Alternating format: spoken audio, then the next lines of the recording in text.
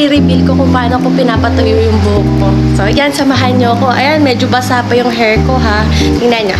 Eto, gagamitin ko na.